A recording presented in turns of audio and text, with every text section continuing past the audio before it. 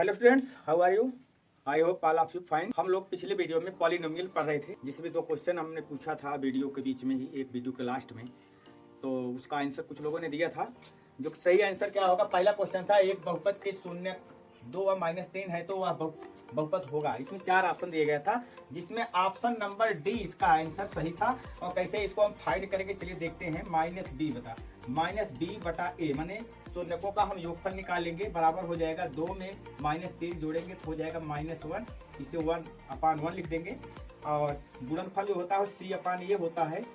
2 में -3 से हम मल्टीप्लाई कर देंगे, -6 आएगा, इसे /1 लिखेंगे। यहाँ से a की वैल्यू आ गई 1, b की वैल्यू आ गई 1, क्योंकि यहाँ भी माइनस है, यहाँ भी माइनस हट जाएगा। और c की वैल्यू आएगी -6, जो कि स्टैंडर्ड फॉर्म होता है पॉलिनोमियल का, ax² + bx + c। ये है द्विघात बहुपद का व्यापक रूप। यहाँ पर a b c की वैल्यू अगर हम पुट करेंगे तो x² + x -6 होगा। और यही ऑप्शन नंबर डी में था, इसलिए इसका आंसर जो होगा वो ऑप्शन नंबर डी होगा। दूसरा क्वेश्चन था कि यदि p of x = g of x multiply q of x + r of x है तो इसमें 4 ऑप्शन दिया गया था। और उसमें पूछा गया था, घात की बात की गई थी कि px की घात, gx की घात, qx की घात और rx की घात, यानी चारों ऑप्शन में बारी बारी से एक दूसरे से तुलना की गई थी, किसकी घात सबसे बड़ी होगी उसमें। यानी इस तरह से जो पॉलिनोमियल लिखा जाएगा, इसमें जो px इसे हम भाज्य बोलते हैं, और जो भाज्य होता है उसकी जो घात होती है वो सबसे बड़ी होती है।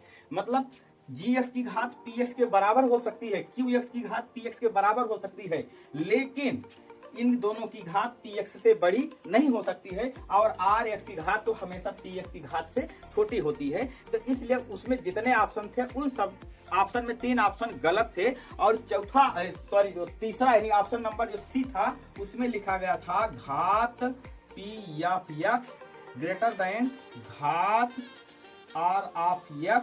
यही ऑप्शन नंबर सी इस दूसरे क्वेश्चन का आंसर सही था। इस तरह से ये दोनों प्रश्न सॉल्व हो गए। और आज के वीडियो में हम लोग नया चैप्टर पढ़ेंगे, सर्कल, वृत्त। तो आज के वीडियो में वृत्त संबंधी कुछ बेसिक जानकारियां हम लोग देखेंगे और समझेंगे। तो इसलिए आप लोग वीडियो में बने रहेंगे, ताकि हर बेसिक चीज जो वृत्त से संबंधित है वो अच्छे से समझ में आ जाए। तो सबसे पहले हम लोग वृत्त समझेंगे, वृत्त किसे कहते हैं, वृत्त क्या चीज है।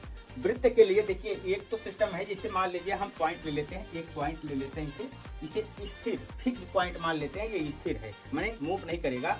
और दूसरा पॉइंट इससे कुछ दूरी पर एक पॉइंट ले लेते हैं, ये मूविंग पॉइंट है, मतलब ये मूव करेगा।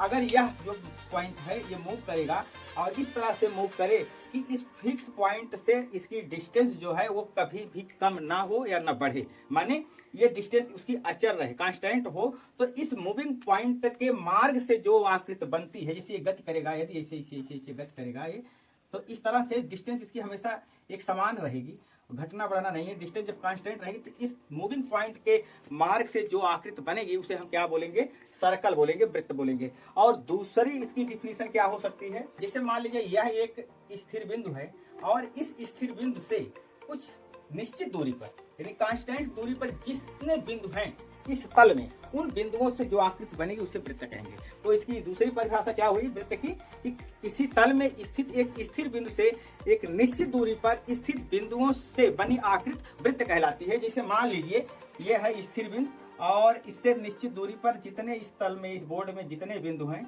उन बिंदुओं से जो आकृति बनेगी वो वृत्त हो जाएगी, अर्थात ये हो गई वृत्त। इस तरह से वृत्त की परिभाषा हो गई, ये स्थिर पॉइंट हो गया।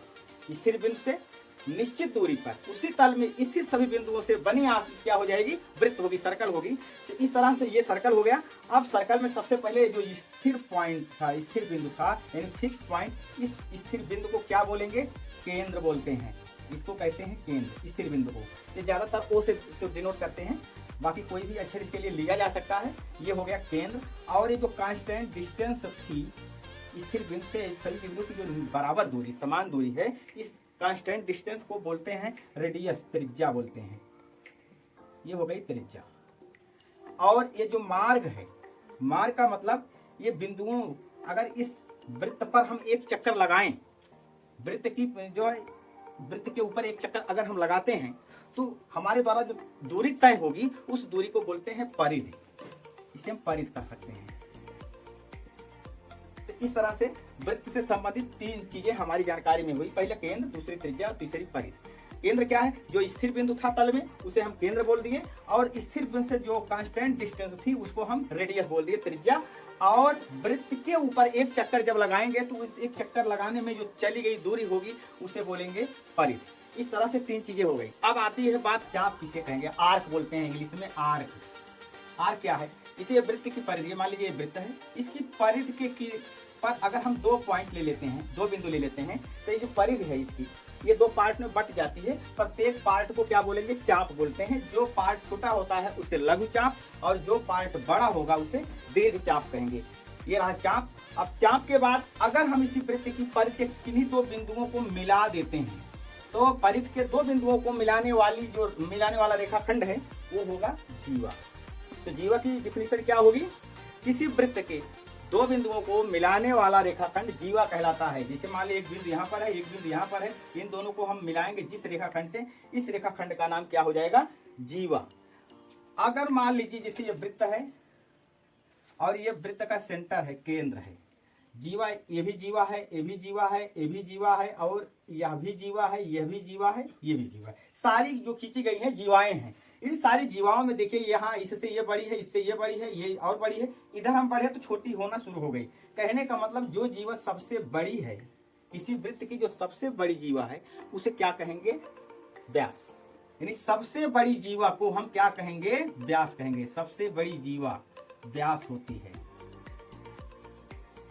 व्यास की एक डिफिनीशन और है, जैसे ये क्या था, यहाँ पर केंद्र था, हम व्यास को केंद्र के संदर्भ में कैसे इसको परिभाषित करेंगे कि किसी वृत्त की जो जीवा केंद्र से होकर जाए, किसी वृत्त की जो जीवा केंद्र से होकर जाए उस जीवा को व्यास कहते हैं। तो इस तरह से व्यास की 2 डिफिनीशन हुई। एक तो सबसे बड़ी जीवा जो होगी उसे हम व्यास बोलेंगे, डायमीटर, और दूसरी डिफिनीशन क्या हुई कि जो जीवा केंद्र से होकर जाएगी उसे हम क्या बोलेंगे, व्यास बोलेंगे। अब यहाँ पर देखा जाए तो यहाँ से एक सेंटर है, यहाँ से यहाँ तक की डिस्टेंस जो है क्या है, रेडियस है, आर।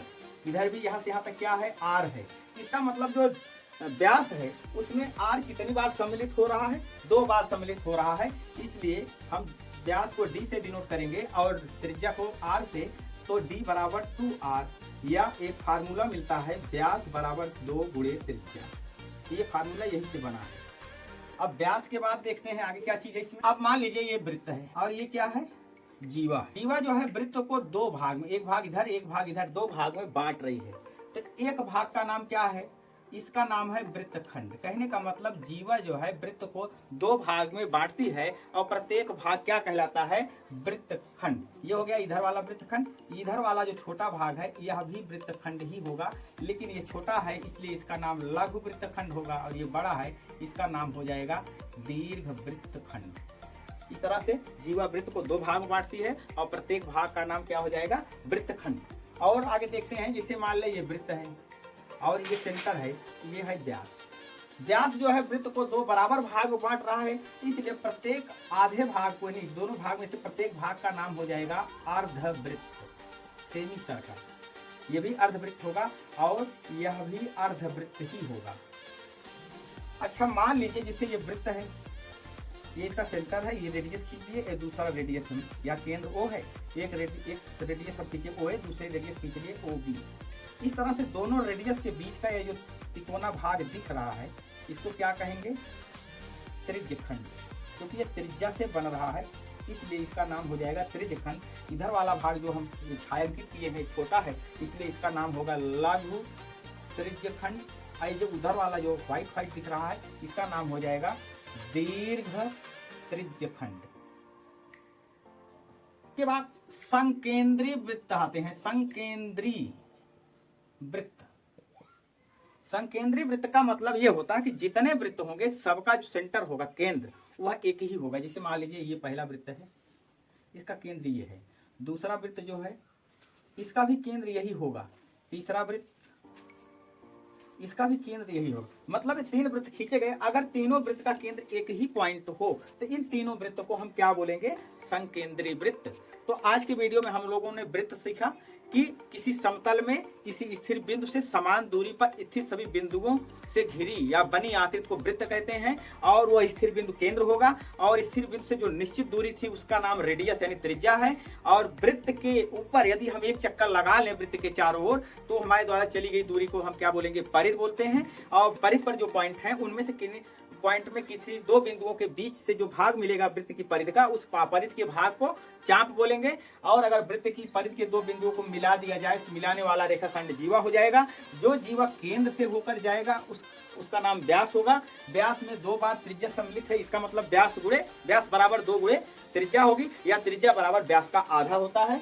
और जो जीवा है वह वृत्त को 2 भागों में बांटती है, प्रत्येक भाग को वृत्तखंड कहते हैं। जो भाग बड़ा होगा उसका नाम दीर्घ वृत्तखंड और जो भाग छोटा होगा उसका नाम लघु वृत्तखंड। और 2 त्रिज्या अगर हम खींच देंगे इस तरह से, मान लीजिए एक त्रिज्या इधर खींचे एक त्रिज्या इधर खींचे, तो इस त्रिज्याओं के द्वारा जो घिरा भाग होगा इसको बोलते हैं त्रिज्यखंड। आज की वीडियो में बस इतना ही। इसके आगे हम अगले वीडियो में मिलेंगे।